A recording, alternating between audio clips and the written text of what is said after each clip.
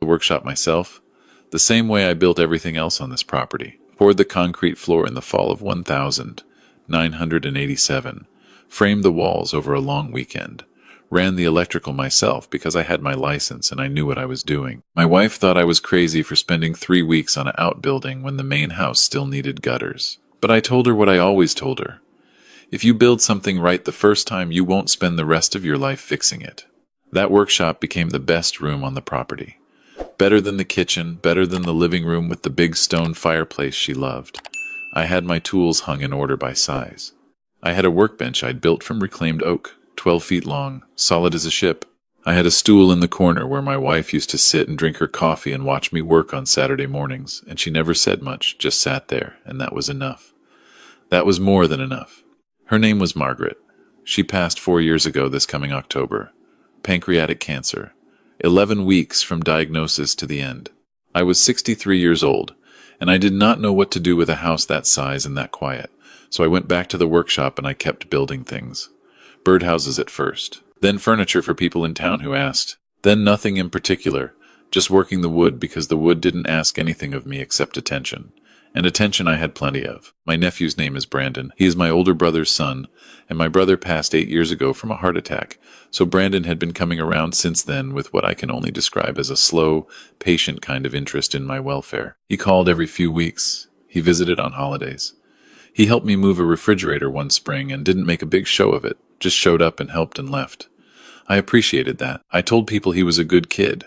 I believed it. He was 34 years old. He worked in sales, some kind of software company, and he had a girlfriend named Tanya who smiled with her whole face and brought food whenever they visited. Casseroles mostly. Good ones. I liked them both. I said so. I told my neighbor Dale more than once that it was a comfort, having family who actually showed up. The property is 11 acres in western Pennsylvania. The house sits on a hill with a long gravel driveway, and you can see 3 counties on a clear day from the back porch. I built the house in 1984, the year Margaret and I got married. I was a structural engineer for the county for 31 years, and before that I worked construction summers through college and 2 years after. I know how things are made. I know what holds and what doesn't. The land was worth something. I understood that.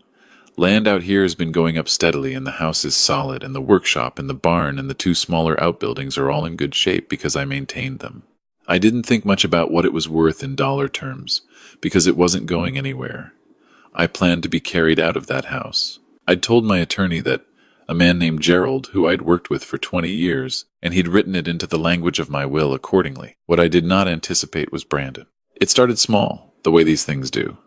He began asking questions about the property at Thanksgiving 3 years ago. Just curious questions, he said. Do you have the deed in a safe place? Do you have a current appraisal? Have you thought about what happens if something happens to you? Good questions, on the surface. Reasonable questions for a nephew who cared about his uncle. I answered them. I told him everything was in order with Gerald. He nodded and seemed satisfied and helped himself to more turkey. But the questions kept coming. Not every visit, not obviously, but steadily. He mentioned that a neighbor 2 miles down the road had sold 50 acres to a developer for more than I would have guessed possible. He mentioned that land values were really moving and that it would be a shame if I didn't have a plan. He mentioned a friend of his who worked in estate planning. He mentioned once, almost as a passing thought, that the probate process could be difficult and expensive for heirs if things weren't structured properly. I listened to all of it. I didn't say much. I'm not a man who says much when I'm thinking. What I was thinking was, I have known this boy since he was 7 years old. I taught him to use a hand plane when he was 12. I drove 3 hours to watch him graduate college, and something has changed in the way he talks about my house. Something has changed in the way his eyes move around the room when he thinks I'm not looking. I did not say any of this out loud. I called Gerald instead. Gerald and I talked for an hour. I told him what I'd noticed. He listened the way good attorneys listen, which is without interrupting. When I was done, he asked me 2 questions. Did I have any documentation of the conversations? And had Brandon ever asked me to sign anything? The answer to both was no. Gerald said to keep my eyes open and to call him if anything changed. He also suggested we revisit the structure of the estate, not because anything was wrong, but because it was a good time anyway. He said there were options that would give me more protection. I told him to draw them up and I'd come in the following week. That was 14 months before the day everything broke open. In those 14 months I did 3 things that Brandon did not know about. First, I met with Gerald and restructured the property into a revocable living trust with specific language about what could and could not be transferred under what circumstances. Second, I updated my will to make it explicit that the property was to go to the land conservancy I'd been supporting for 15 years, with a small cash portion to Brandon and to Margaret's sister in Ohio, and I had Gerald keep the specifics between us. Third, I bought and installed a security camera system, 4 cameras outside, 2 inside the workshop, 1 in the hallway of the house near my home office, not because I thought I needed them, exactly, because I am a structural engineer, and structural engineers do not wait for a bridge to fail before they check the load-bearing members. I told Dale about the cameras. Dale is 71, retired electrician, lives a quarter mile down the road, and he has known me for 26 years.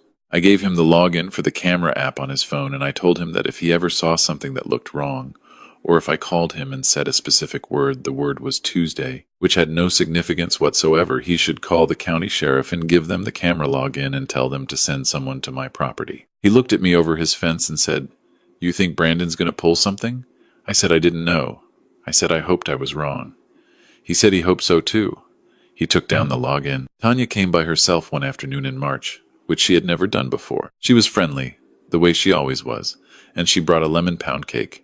And we sat at the kitchen table and she talked about work and the weather, and then she said, very carefully, that Brandon had been under a lot of stress lately. Financial stress. She didn't say more than that, just financial stress. But the way she said it made the shape of the problem clear. I nodded and said I was sorry to hear it. She went home 40 minutes later and left the pound cake, which was very good, and I sat at the table for a long time after. 2 weeks after that, Brandon called and asked if he could come by on a Saturday to help me clean out the barn. I said yes. I told him to come around 9. He arrived at 8:30 with Tanya, and with a man I didn't know, who he introduced as his friend Marcus. Marcus was wide through the shoulders, not unfriendly, but he had the particular quality of a man who is there to do a specific thing and is waiting for the moment to do it. I shook his hand and noticed that Brandon was talking a little too much, the way people do when they are nervous, and that he kept glancing at Tanya, and she kept her eyes on the ground. We worked in the barn for about an hour. It went normally enough. Then Brandon said he wanted to show Marcus my workshop, because Marcus was apparently interested in woodworking. I said sure, and we walked across the yard, and I opened the workshop and we went inside. What happened next took about 4 minutes from start to finish. Brandon closed the workshop door. He said my name. He said, "Uncle Ray, I need you to listen to me for a minute, and I need you not to get upset." I looked at him. I did not say anything. He said that he was in serious trouble financially, that he had debts I didn't know about, that he was going to lose his apartment, and that he needed help. I said I was sorry and asked what kind of help. He said he needed me to sign a quitclaim deed transferring the property into a joint tenancy with him. He said it was just a formality, just protection for both of us, just a way to make sure that if anything happened to me, the property didn't get tied up in probate. He said he had the paperwork in the car. I said no. He said he understood my hesitation, but that Gerald might not have explained all the options to me, and he had someone who could walk me through it in plain language. I said I had been working with Gerald for 20 years, and I was satisfied with his explanations. Brandon's jaw tightened. Marcus moved, not toward me, but toward the workshop door. He turned the interior latch. The click was very quiet, but I heard it. I understood then what I had been preparing for. Brandon's voice changed. He stopped talking like a nephew and started talking like someone who had been waiting a long time to say a specific set of words. He said that the property was worth more than I understood. He said that I was 67 years old and living alone on 11 acres, and that I was not being realistic about the future. He said that he had consulted with someone who told him that if I was found to be not managing my affairs properly, there were legal avenues to address that. I asked him what that meant. He said it meant that there were ways to have a guardian appointed. He said this quietly, like he was telling me the weather. Tanya had not said anything.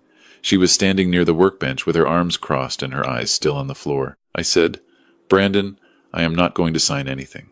Marcus stepped in front of the door. Brandon said that they weren't leaving until we had an agreement, that he had the paperwork and I was going to look at it, and that I should think carefully before I decided to be difficult about this. He said the word difficult with a particular kind of patience that made it clear he had rehearsed this conversation several times. I looked at my workshop. I had built it myself.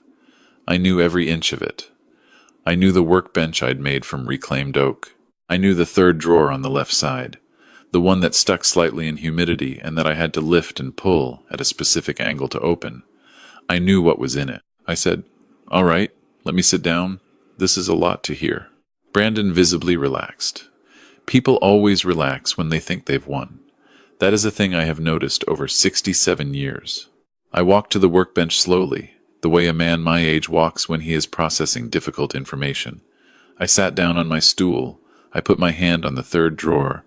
I felt Brandon watching me. I lifted the drawer slightly and pulled at the angle, and it opened. Inside was a phone, fully charged, set to silent. It had been in that drawer for 11 months. I had charged it every 2 weeks on a schedule I kept in my head. I also had, in the back of that same drawer, a folded document.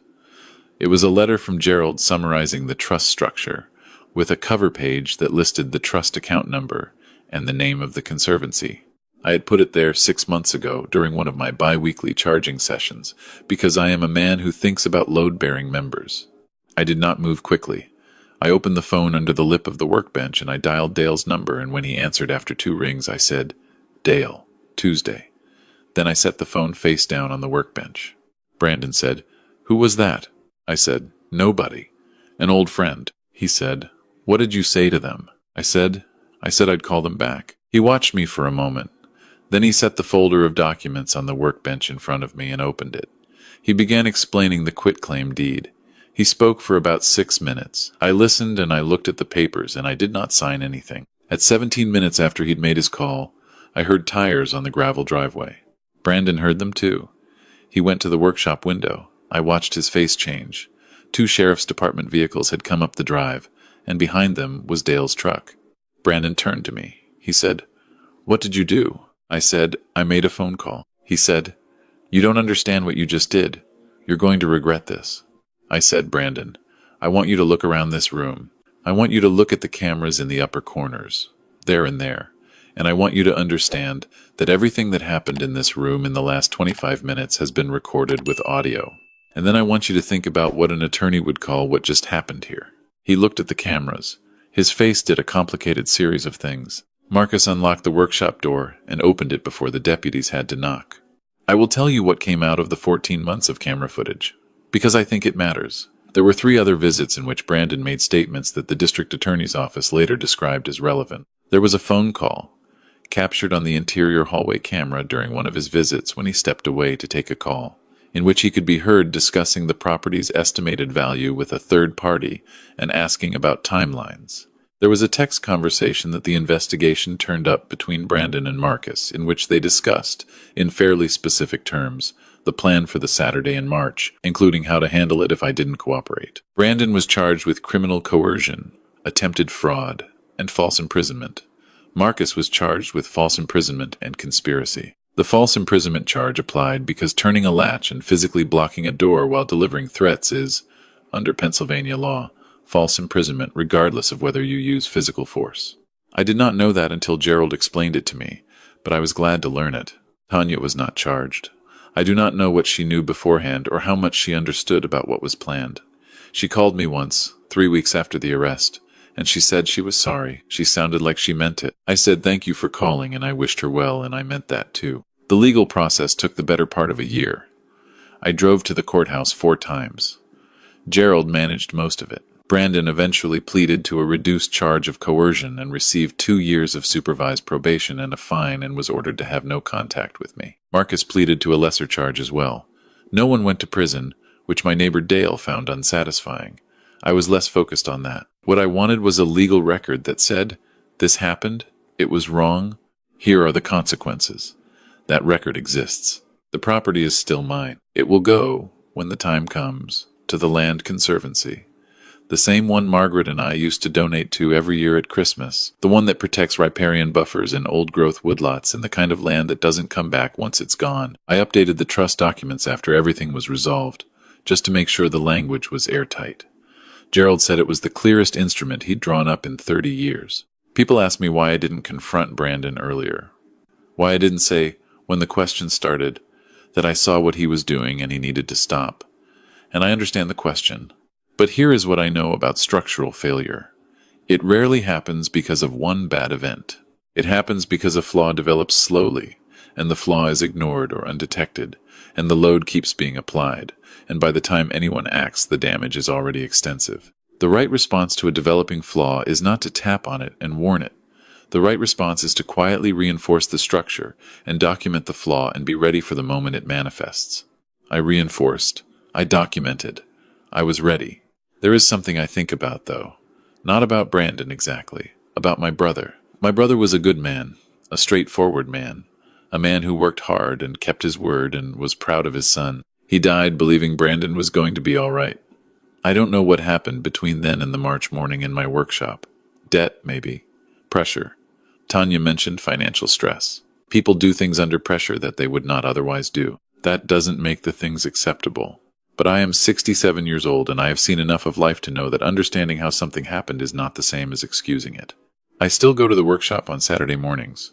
I've been building a roll-top desk, nothing commissioned, just something to build. The wood is quarter-sawn white oak from a mill 2 counties east of here, clean and straight-grained, and it moves through the planer with a sound that is one of the better sounds in the world. Dale comes over sometimes and sits in the corner with his coffee the way Margaret used to do. He doesn't say much, neither do I. That's enough. The cameras are still up. I don't imagine I'll take them down. They have become part of the property now, part of how the property works, the same way the electrical system is part of it and the drainage field is part of it and the deep anchor tie-downs I put on the workshop roof back in 1991 are part of it. Things you install because you understand the conditions. Things that, if you do your job right, you hope you never need. The stool where Margaret used to sit is in the northeast corner near the window. I don't move it. On clear mornings, the light comes in at an angle that catches the dust in the air and it looks like something is standing there, something light and patient and not in any hurry. I don't say anything when that happens. I just keep working. That is what you do. You build carefully. You plan for what you cannot predict. You keep the things you love in a form that outlasts the people who would take them. And then you go back inside, pour the coffee, listen to the house settle in the cold, and you are grateful for every ordinary quiet morning that nobody tried to take from you.